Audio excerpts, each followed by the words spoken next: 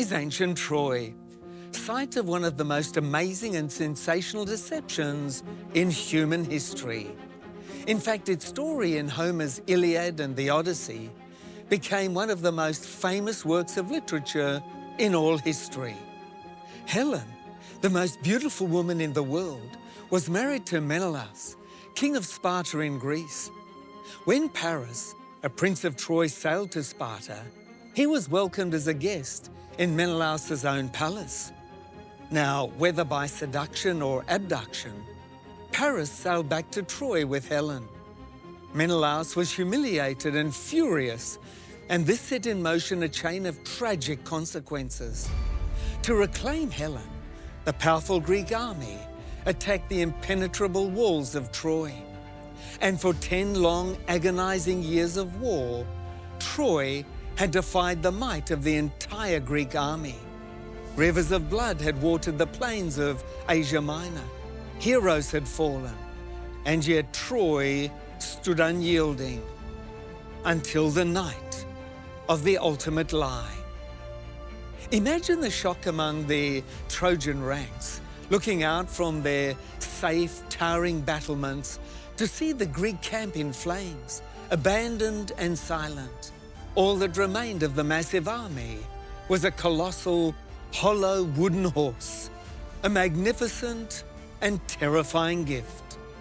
Deep within the dark, suffocating belly of the great wooden horse sat the greatest warriors of Greece, holding their breath, their hearts pounding in the silence, staking their lives on a single perilous gamble that the Trojans would let them in. Ignoring the frantic warnings of a wise and discerning few, the Trojans made their fatal error. They pulled the massive, deadly gift into their own city. And that night, as the city of Troy lay sleeping, exhausted from victory celebrations, the trapdoor opened, and one of the most cunning deceptions in human history was unleashed. Join me, Gary Kent, in the ruins of ancient Troy in modern-day Turkey, as we relive the amazing story of how the Greeks defeated Troy by a masterstroke of deception.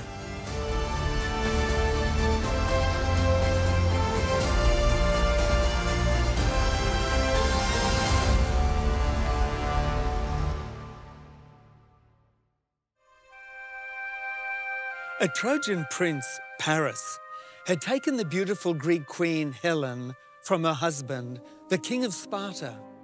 Her perfect beauty had famously been described by the English poet Christopher Marlowe as the face that launched 1,000 ships. And so a coalition of Greek forces from across the Aegean world, united under the command of the Mysian king Agamemnon, and sailed to besiege Troy and reclaim Helen. But none of them could have imagined the siege would last for 10 years. Troy was not simply a strongly fortified city. For centuries, Troy had sat on this strategic promontory in what is now northwestern Turkey, commanding the southern entrance to the Dardanelles, the narrow strait that connects the Aegean Sea to the Sea of Marmara and ultimately to the Black Sea. Whoever controlled this promontory controlled this most important maritime route in the ancient world. Troy was a prize worth extraordinary cost. The Greeks beached their ships on the shoreline below the city and set up their camp on the coastal plain. And then they discovered a critical military problem that would define the next 10 years. They could not breach the walls of Troy. The walls that the city had built across generations of accumulated wealth and strategic thinking were not going to yield to conventional military assault. The result was a stalemate. 10 years of fighting on the plain below the walls. 10 years of men dying far from home in a war that showed no signs of resolution. 10 years of the Greeks looking at those walls and asking the question that had no comfortable answer. How do you take a city whose walls are impregnable? The answer, when it came, had nothing to do with military force. Among the Greek commanders at Troy was Odysseus of Ithaca. He was not the strongest or the most ferocious of the Greek commanders, but he was the cleverest. It was Odysseus who conceived the audacious and outrageous plan. It would be a wooden horse, hollow and large enough to conceal a hand-picked force of the finest Greek warriors in its belly. The brilliance of the plan was not in the horse itself, but in the psychological understanding of the enemy that the plan was built on. Odysseus knew something about human nature that 10 years of warfare had confirmed. People, when they have suffered long enough and hoped hard enough, will believe what they desperately want to believe. The Trojans had been under siege for a decade. They had watched their sons die on the plain below the walls. They had endured 10 years of anxiety and loss and the grinding exhaustion of a sustained crisis. They wanted with every fiber of their collective being for it to be over. If the Greeks appeared to leave, the Trojans would want to believe that they were gone. And the wanting to believe would do half the work of deception by itself. The construction of the horse was accomplished in secret, within the Greek camp where Trojan eyes could not observe the work. The craftsman responsible was named Epius, a man who was skilled with wood. He built a wooden horse large enough to hold a significant force of men. Accounts vary on the exact number, but the estimates range from 20 to 40 of the most experienced Greek fighters. These men were to be selected for their ability to move quietly, act quickly, and keep their nerve during what would be an extraordinary period of waiting in darkness and silence inside a wooden structure. Odysseus himself was among those who climbed inside. He was not a man who sent others on risky missions. He had conceived himself. That night, the horse was placed on the beach outside the walls of Troy. The Greek soldiers burnt their camp, they boarded their ships, and the Greek fleet disappeared over the horizon. But not home to Greece, instead to the island of Tenedos that was just out of sight, where the ships anchored and waited in the darkness. That's when the critical element of the deception was deployed. A Greek soldier named Sinon had been left behind deliberately, and Sinon had a story. It was a story that Odysseus had devised and constructed with the same meticulous attention to psychological detail that had defined the entire plan. When the Trojans came out the following morning, they found the Greek camp abandoned. The shore was deserted. Even the ships had gone. But if the Greeks had truly gone, then this enormous wooden horse standing on the sand was a trophy. They saw it as a gift, a symbol of victory to be brought within the walls of Troy and placed in triumph before the temple of Athena. And then there was Sinon. This was the Greeks' masterstroke, the detail that made the deception complete. Sinon's story was perfect. It positioned him as a victim of Greek treachery rather than a perpetrator of it. He had fallen out with the Greek leadership. He hated Odysseus. He had been designated as a ritual sacrifice to secure the gods' favor for the homeward voyage. But he had escaped before the ceremony. Sinon told them that the wooden horse was an offering to the goddess Athena and had been made deliberately enormous so that the Trojans could not bring it within their walls. Because if it ever entered Troy, the city would be divinely protected forever. It was a masterpiece of manipulation, every element designed not to resist scrutiny, but to invite it and survive it. Sinon answered every question, withstood every test, wept convincingly, said all the right things. He was at the mercy of the people of Troy, the same people he had been fighting against. The Trojans believed him. Why? Because they wanted to believe him. Because 10 years of war had worn them down to the place where the prospect of the war finally being over was irresistible. The horse was not a weapon. It was a gift, a religious object of considerable power. And the Greeks, knowing this, had made it as large as possible, specifically to prevent the Trojans from being able to move it inside their gates. Every detail served the central purpose of deception. The size of the horse, which might otherwise have prompted questions about why the Greeks would build something so large merely as a religious offering, was explained and turned into evidence for Sinon's account rather than against it. The people of Troy were exhausted by the war. They had prayed for divine protection and saw that divine protection was now available in a practical, tangible form, sitting on their beach. But not everyone thought it was a good idea. There were voices of warning. Cassandra, the Trojan princess, screamed her warnings at anyone who would listen. The Greeks had not gone. The horse was a trap. Troy would burn. But no one listened. Laocoon, a Trojan priest, was also emphatic. Do not trust the Greeks, he told the people. Do not bring the wooden horse inside. Whatever it is not what it appears to be. He warned, beware of Greeks bearing gifts, a line that the Roman poet Virgil would later make immortal. Laocoon even drove his spear into the horse's flank to prove his point, listening, perhaps for the hollow echo of wood or the inadvertent sound of men shifting inside. But the Trojans didn't listen to him. Sinon's story had done its work. The horse was everything he said it was. The gods had confirmed it. The Greeks were gone. The war was over. They brought the huge horse inside by tearing down parts of those great walls. And that night, Troy celebrated. A city that had been under siege for a decade erupted in the relief and joy of peace at last. The 10 years of anxiety and war was over.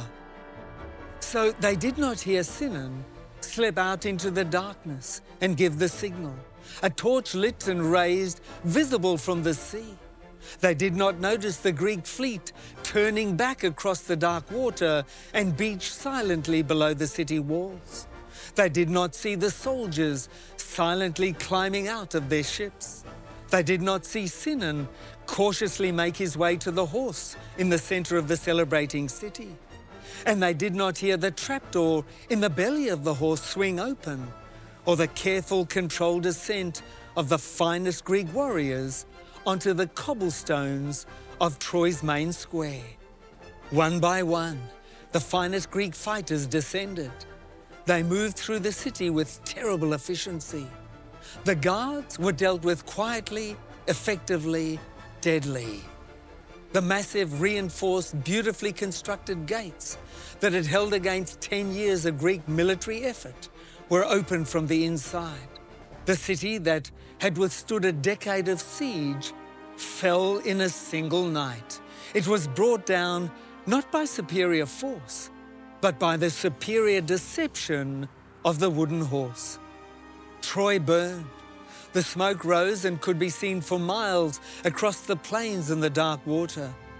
The city that had stood for generations, that had accumulated its wealth and its reputation and its strategic importance across centuries, was gone in a single night.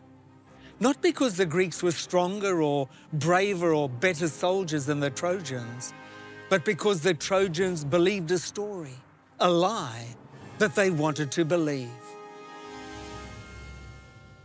For centuries, scholars debated whether Troy had ever actually existed. The Iliad and the Odyssey were magnificent literature, but was it actually history? Well, the answer arrived in the 19th century with the German businessman Heinrich Schliemann. He was convinced that Homer had been describing a real place. And so in 1871, he began excavating a hill in northwestern Turkey called Heinrich. What he found astonished the world. Heinrich Schliemann and his team discovered ancient Troy. But not just one. In fact, 9 layers of successive cities built on the same strategic site across thousands of years.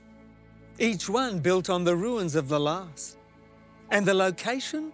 Commanding the entrance to the Hellespont, the narrow strait controlling trade between the Mediterranean and the Black Sea, makes it immediately comprehensible why this city would have been worth a decade of war to control. And here's what's truly amazing. The Troy that corresponds to the period of the legendary Trojan War, what archaeologists call Troy 7a, shows evidence of destruction by fire around 1180 BC. Its walls, still partially standing, are massive and impressive, but the site shows evidence of violent destruction. Today, the ruins of ancient Troy in modern Turkey near the town of Çanakkale are a UNESCO World Heritage Site. Tourists can look at the archaeological evidence of a city that burned and understand that the story Homer told was not just poetry. Something happened here, something large enough that the memory of it survived 3,000 years of retelling. Now, there's a reason the story of the Trojan horse has never stopped resonating. It is because the story resonates with us, describes something we recognize. We are all at some point, like the Trojans, standing before a gift that looks too good to be true, wanting desperately to believe it's true, letting our hope and our exhaustion overrule the voice of warning. But to understand where deception actually comes from, we have to go back much further than the plains of Troy and a Trojan horse. Before there was a serpent in a garden with a piece of fruit and a question.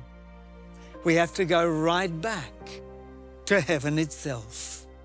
Lucifer was the most beautiful, most gifted, most exalted created being in the universe. Now, Lucifer's deception was history's first, and it was a masterpiece. He didn't begin with open rebellion. That would have been too easy to identify and resist. He began with whispers, with carefully planted doubts, with insinuations dressed as concerns, accusations dressed as questions, self-promotion dressed as advocacy for others. He took the most vulnerable quality of the angels, their complete inexperience with deception, and he exploited it. And the angels, who had never been lied to, who had no framework for processing a half-truth, who had no reason to suspect that the most magnificent being they knew was capable of manipulation. Many of them believed him. Sound familiar? Well, it should, because the deception, dressed in the language of fairness and freedom and reasonable concern, is the same one that he, Lucifer, the fallen angel, has been building ever since. It is always dependent on the same human vulnerability, the willingness to believe what we want to believe, especially when we are tired and hurting and hoping that this finally might be the answer.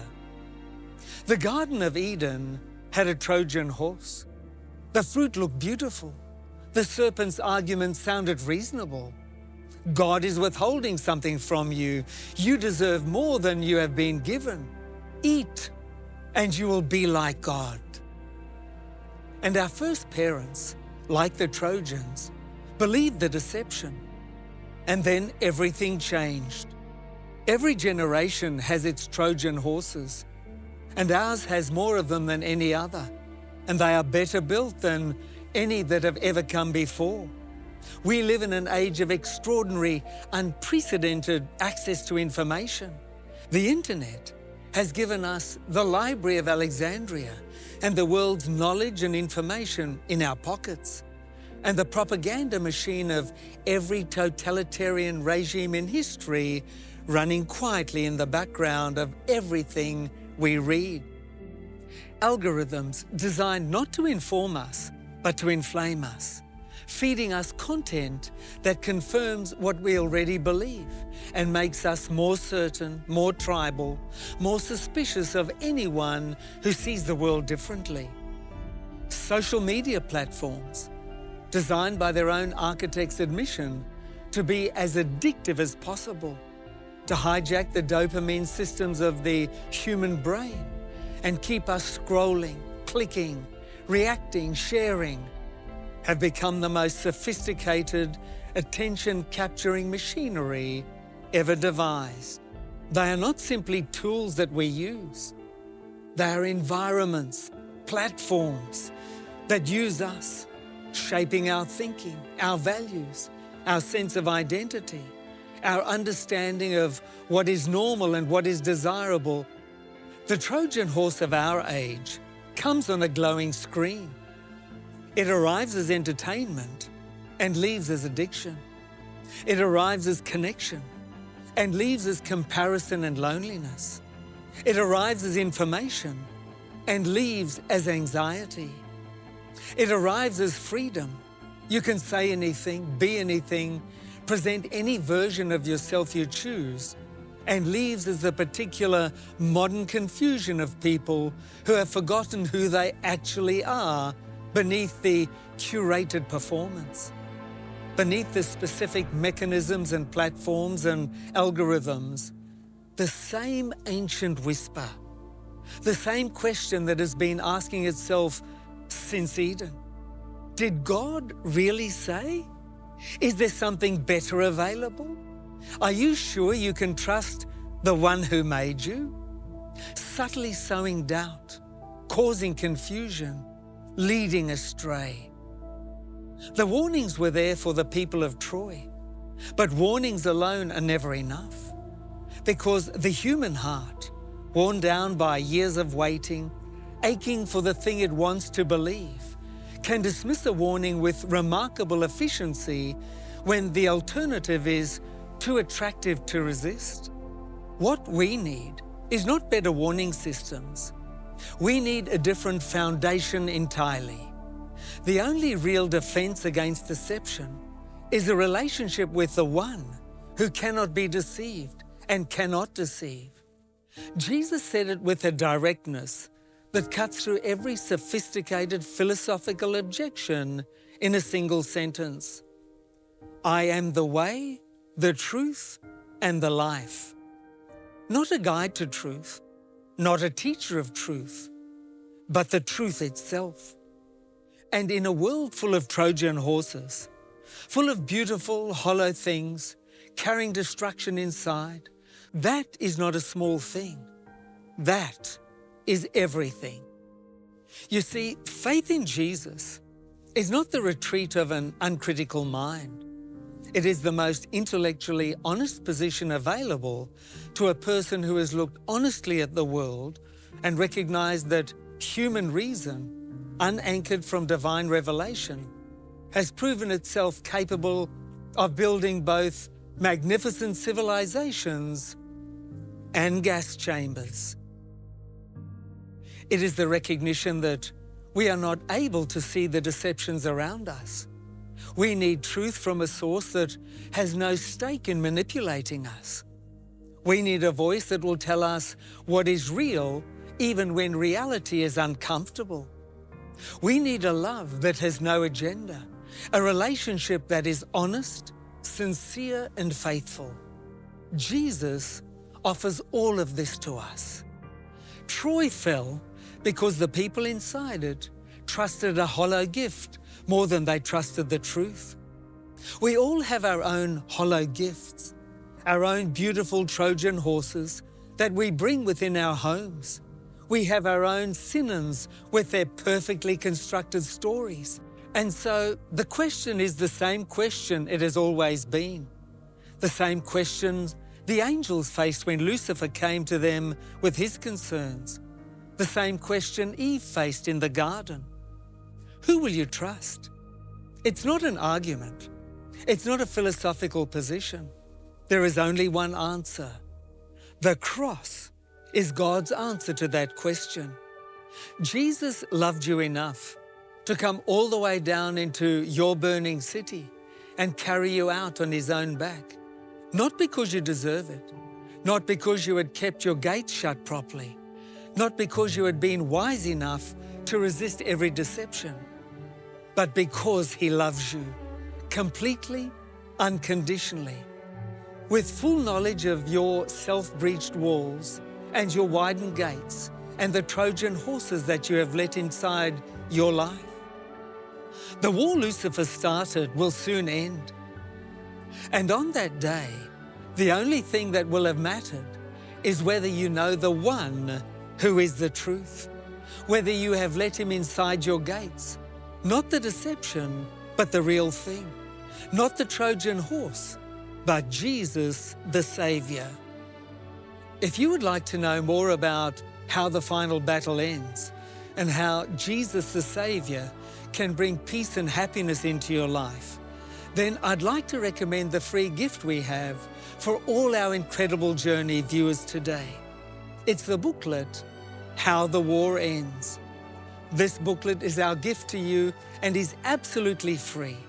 I guarantee there are no costs or obligations whatsoever. So make the most of this wonderful opportunity to receive your free gift today. Phone or text 0436 333 555 in Australia or 020 422 2042 in New Zealand or 770 800 0266 in the United States, or visit our website tij.tv, or simply scan the QR code on your screen and we'll send you today's free offer totally free of charge and with no obligation. You can also write to us at the addresses on your screen or email us at info@tij.tv. Don't delay, call or text us now. If you've enjoyed our visit to ancient Troy and the story of the great wooden horse and our reflections on Jesus being the answer to the challenges and deceptions all around us, then be sure to join us again next week when we will share another of life's journeys together.